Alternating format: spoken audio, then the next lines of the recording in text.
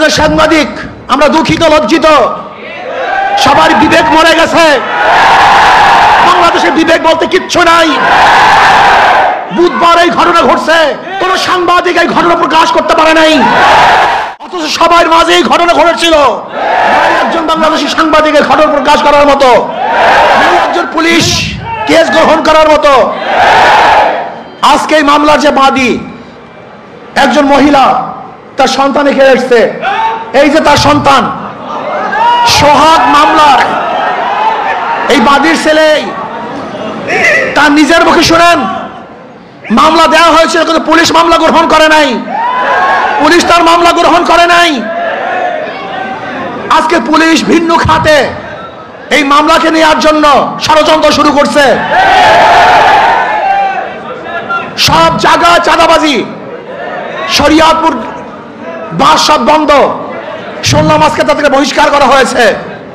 অথচ আজকে আপনারা দেখেছেন প্রেস ব্রিফিংয়ে, সাংবাদিক সম্মেলনে ঊর্ধ্বতন কর্মকর্তাদের কাছে বারবার জানানো হয়েছে, কিন্তু না, যতক্ষণ পর্যন্ত সব জায়গায় প্রচার না হয়েছে ততদিন পর্যন্ত বহিষ্কার করা হয় নাই। চাঁদা নিলে পুরস্কার, ধরা পড়লে বহিষ্কার, ভাইরাল হলে গ্রেফতার। কি ভেবেছেন বাংলাদেশের মানুষ বোকা? আজকে আমাদেরকে জিম্মি করে ফেলছে। দল এই খুনের দায় দায়িত্ব গ্রহণ করবে না। আমি স্পষ্ট ভাষায় বলতে চাই, এই খুনের দায় দায়িত্ব তারেক জিয়াকে গ্রহণ করতে হবে। এই খুনের দায় দায়িত্ব মির্জা ফখরুলকে গ্রহণ করতে হবে। এই খুনের দায় দায়িত্ব বিএনপি গ্রহণ করতে হবে। এই খুনের দায় দায়িত্ব প্রত্যেক প্রশাসন গ্রহণ করতে হবে।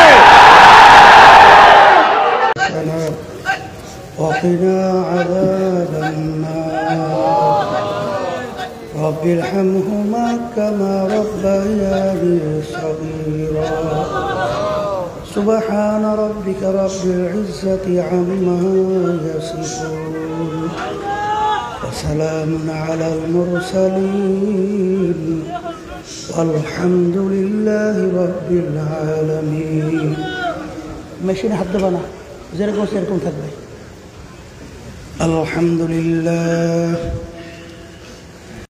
الحمد لله نحمده ونستعينه ونستغفره ونعوذ بالله من شرور أنفسنا من يهده الله فلا مضل له ومن يضلله فلا هادي له ونشهد أن لا إله إلا الله وحده لا شريك له ونشهد أن محمدًا عبده ورسوله أما بعد فأعوذ بالله من الشيطان الرجيم بسم الله الرحمن الرحيم كل نفس ذائقة الموت صدق الله العلي العظيم সবাই দুরূদ শরীফ পড়ি আল্লাহুম্মা সাল্লি আলা সাইয়্যিদিনা ওয়া হাবিবিনা ওয়া মাওলানা মুহাম্মদ সাল্লাল্লাহু আলাইহি ওয়া আলা আলিহি ওয়া আসহাবিহি ওয়া বারাকা ওয়া সাল্লাম। শুকরিয়া আদায় করতেছি মহান রব্বুল আলামিনের দরবারে।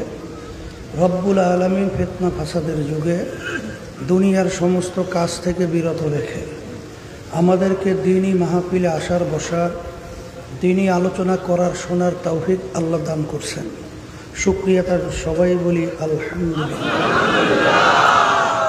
অনেক লোকের কানে মাহফিলের দাওয়াত পৌঁছার পরেও অনেকের সুযোগ থাকা সত্ত্বেও মাহফিলে আসে নাই।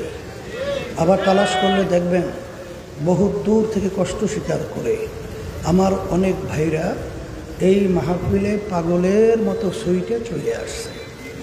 মান জাদ্দা ওয়াজাদা, যে যেই জিনিস পাওয়ার জন্য চেষ্টা করে ওই জিনিসে পাইয়াও যায়। দাদাজান আব্বাজান চরমনের জমিনে ঘুমায় আস।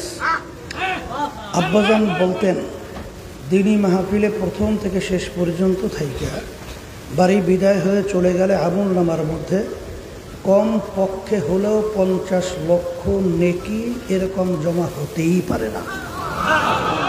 নিয়াত যাদের সহি, আল্লাহকে রাজি খুশির উদ্দেশ্যে যারা আসছে, রব্বুল আলামিন লক্ষ লক্ষ নেকি আমল নামায় দান করবে। তবে একটা কথা, অনেকের সুযোগ থাকা সত্ত্বেও মাহফিলে না আসার কারণ কি? আব্বাজান রহমাতুল্লাহি আলাই বলতেন, বুঝের অভাব।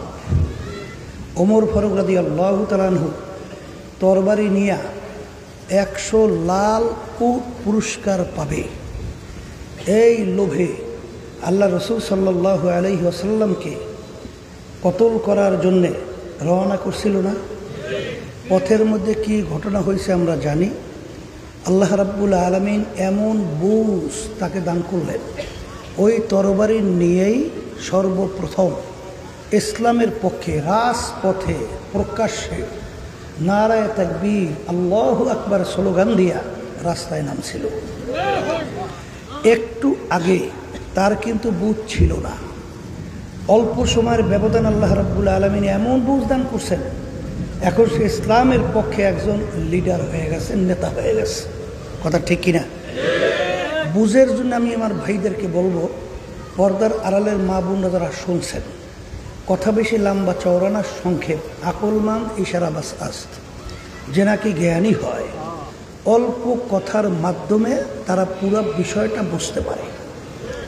কোরআনুল কারীম নাজেল হলো প্রায় 1450 বছরেরও বেশি। কথা ঠিক না? যেই যুগের ভিতরে কোরআনুল কারীম নাজেল হলো, যুগটা ইতিহাসের ভাষায় অন্ধকারের যুগ বলা হয়, অসভ্যের যুগ বলা হয়।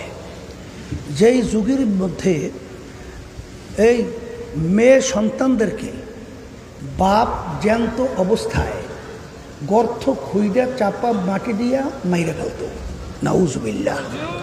এত বড় অসভ্যের যুগ। ওই যুগের মধ্যে কোরআন কারীম নাজিল হলো আরবি ভাষায়।